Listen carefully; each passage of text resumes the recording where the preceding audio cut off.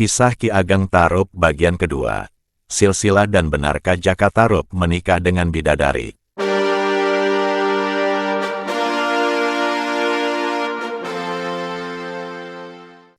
Assalamualaikum warahmatullahi wabarakatuh.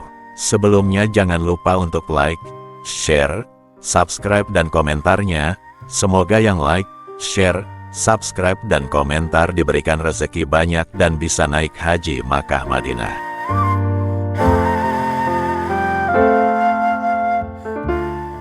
Sebagai sebuah legenda, kisah Jaka Tarup, atau setelah dewasa populer dengan nama Ki Ageng Tarup, seolah tidak menyimpan problem. Problematik muncul ketika di kehidupan nyata. Sosok Ki Ageng Tarup diyakini oleh sebagian umat Islam sebagai seorang aulia yang makamnya didatangi oleh para peziarah dari berbagai daerah, bahkan dijadikan sebagai destinasi wisata religi atau spiritual dengan berbagai tujuan dan kepentingan. Tidak sedikit peziarah yang meyakini Ki Ageng Tarup merupakan sosok waliullah dan penyebar agama Islam sebagaimana para wali dalam majelis dakwah Wali Songo. Di sisi lain, publikasi diri dan kisah hidupnya sejauh ini tidak jelas karena tak lebih dari kisah legenda yang lebih banyak diliputi mitos ketimbang fakta historis. Sejumlah pertanyaan, seperti benarkah Jaka Tarup mencuri selendang atau Jaka Tarup menikah dengan bidadari, sampai sekarang tak kunjung menemukan jawabannya. Krat Hastono Adinagoro selaku juru kunci makam Jaka Tarup menerangkan bahwa Jaka Tarup tidak mencuri selendang salah satu bidadari. Alasannya, karena kata mencuri memiliki konotasi negatif. Tapi hal ini tidak dijelaskan lebih lanjut tentang legenda Jaka Tarup, bagaimana Jaka Tarup itu bisa menikahi seorang bidadari bila tidak mengambil selendangnya sesuai cerita legendanya. Ketika fragmen mencuri selendang dihilangkan dari konstruksi cerita sebagaimana dalam legenda Jaka Tarup dan 7 bidadari yang sudah sangat masyhur, maka alur baru harus direkonstruksi agar ceritanya menjadi runtut dan tidak melompat.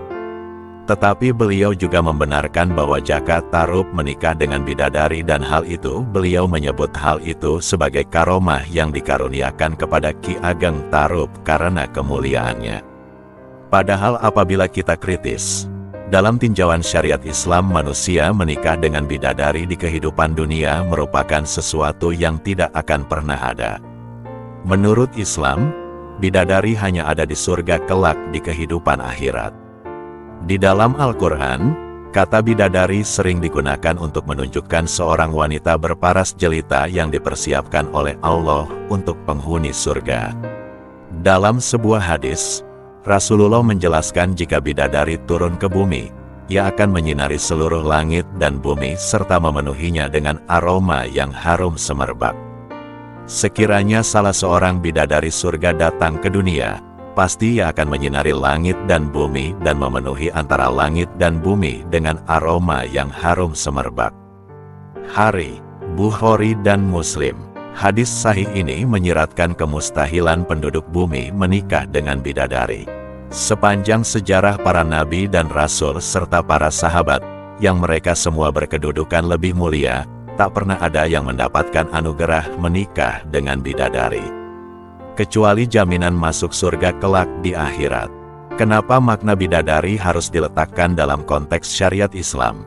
Karena pada kehidupan nyata, sosok Jaka Tarup disebut-sebut sebagai seorang aulia dan penyebar agama Islam, sehingga makna bidadari dalam kisah kehidupannya juga haruslah diletakkan dalam tinjauan syariat Islam. Tanpa tinjauan syariat Islam pun, dalam sejarah peradaban modern manusia menikah dengan bidadari dari kahyangan merupakan sesuatu yang absurd dan sulit diterima nalar. Kisah Jaka Tarup terjadi di era kerajaan Majapahit, yang ketika itu peradaban sudah sangat maju. Sehingga peristiwa manusia menikah dengan bidadari dari kahyangan seperti itu tidak bisa diterima nalar, kecuali diterima sekadar cerita mitologis atau sebuah cerita yang bersifat simbolis. Menggali silsilah Ki Ageng Tarup. Selain soal menikah dengan bidadari, ada satu persoalan yang menurut saya mendasar dan masih krusial, yaitu terkait silsilah Ki Ageng Tarup. Siapa ayah dan ibunya? Bila merujuk pada cerita legenda, di antaranya yang ditulis di Babat Tanah Jawi, bayi Jaka Tarub dipungut oleh seorang janda dan dipelihara. Setelah berumur 7 tahun, kelihatan tampan. Teman sepermainannya sangat sayang kepadanya. Kegemarannya nulup, istilah untuk menyebut berburu burung dengan tulup atau sumpit, ke hutan. Dalam buku-buku Babat tidak disebutkan siapa nama orang tua Jaka Tarub. Namun, dalam kajian historis ada catatan setidaknya 2 versi silsilah Jaka Tarub. Pertama adalah silsilah Ki Ageng Tarub menurut versi yang paling umum, sekaligus versi yang dipegang oleh Krat Hastono Adinagoro. Menurut versi ini, Ki Ageng Tarub adalah putra dari Syekh Maulana Maghribi dengan Dewi Rasa Wulan, putri Tumenggung Wilwatikta dan adik kandung Raden Mas Syahid alias Sunan Kalijaga. Lalu versi kedua adalah silsilah Ki Ageng Tarub yang dikemukakan oleh Damar Sasangka dalam novel sejarah karyanya yang berjudul Sabda Palon. Kisah Nusantara yang Disembunyikan, 2011. Di dalam buku tersebut, Damar Sasangka menyebutkan Ki Ageng Tarub yang bernama kecil Kidang Telangkas adalah putra dari Syekh Maulana Maghribi dan Dewi Retna Dumilah. Kedua versi itu saling beririsan karena keduanya menyebutkan ayah kandung Ki Ageng Tarub adalah Syekh Maulana Maghribi. Bedanya terletak pada nama ibu kandungnya. Baik itu versi Krat Hastono Adinagoro maupun Damar Sasangka, keduanya menyebutkan bahwa pertemuan dengan Syekh Maulana Maghribi terjadi saat Dewi Rasa Wulan atau Dewi Retna Dumilah sedang melakukan tapangidang. Namun, dari sisi konstruksi cerita, Damar Sasangka lebih detail dalam mengulas cerita silsilah Ki Ageng Tarub sehingga alur historisnya lebih jelas. Menurut Damar Sasangka, Dewi Retna Dumilah adalah putri bungsu Adipati Tuban, Arya Adikara. Dia adalah adik dari Raden Ayu Teja. Dewi Retna Dumilah sendiri bertemu dengan Syekh Maulana Maghribi di sebuah hutan saat dirinya sedang menuruti perintah ayahnya melakukan tapangidang, yaitu bertapa mengikuti cara hidup seekor kijang. Dalam bahasa Jawa disebut kidang, makan hanya dedaunan muda, minum langsung dari sumber air, selama 7 bulan. Di hutan itulah Dewi Retna Dumilah bertemu Syekh Maulana Maghribi. Keduanya berkomunikasi dan berinteraksi, hingga saling jatuh cinta. Apalagi setelah tahu bahwa mereka satu agama, karena ayah Dewi Retna Dumilah juga sudah lama memeluk Islam. Damar Sasangka menyebutkan, keislaman Dewi Retna Dumilah bermula dari kakaknya, Raden Ayu Teja, yang dinikahi oleh seorang Cina Muslim, bangsawan dari dinasti Ming bernama Haji Gan Engcu. Nama Islamnya adalah Haji Abdul Rahman. Haji Gan Engcu ditempatkan di Tuban oleh Raja Kautara, Bong Takong, untuk memimpin para Cina Muslim di sana. Sebelumnya, Haji Gan Engcu bertugas di Manila. Semenjak perkawinan antara Haji Gan Engcu dengan Raden Ayu Teja inilah, mertuanya, Adipati Arya Adikara, tertarik untuk memeluk Islam. Tak jauh dari lokasi pertemuan antara Syekh Maulana Maghribi dan Dewi Retna Dumilah, hidup seorang bekas murid Syekh Jumadil Kubro yang kemudian membantu menikahkan keduanya. Resmilah Syekh Maulana Maghribi dan Dewi Retna Dumilah menjadi pasangan suami istri. Keduanya tinggal di gubuk sederhana, hingga Dewi Retna Dumilah hamil. Akan tetapi, karena ketakutan sebab secara tidak langsung telah melanggar perintah ayahnya untuk bertapangidang, beberapa waktu kemudian ia pun memutuskan pulang ke Tuban. Hingga kemudian Dewi Retna Dumilah kembali datang menyerahkan bayinya kepada Syekh Maulana Maghribi, lalu Dewi Retna Dumilah balik ke Tuban. Karena merasa tidak bisa mengurus bayi itu, maka Syekh Maulana Maghribi menaruh bayi mungil yang diberinya nama Kidang Telangkas ke dalam peti emas berukir indah pemberian Dewi Retna Dumilah. Ditaruhlah peti berisi bayi itu di tempat seorang janda pemimpin dukuh itu biasa datang di pusara suaminya yang telah lama meninggal.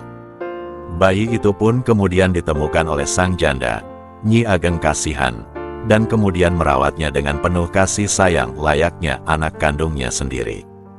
Di dalam peti itu, Syekh Maulana Maghribi menulis pesan di selembar daun lontar agar bayi tersebut diberi nama Kidang Telangkas.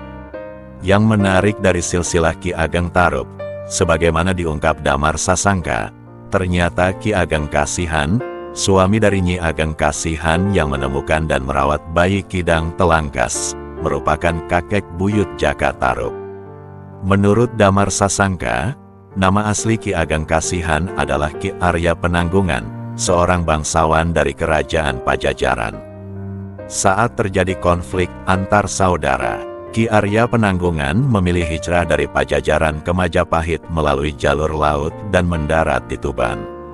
Saat itu, Ki Arya Penanggungan membawa seorang anak yang dititipkan kepada pembesar Tuban.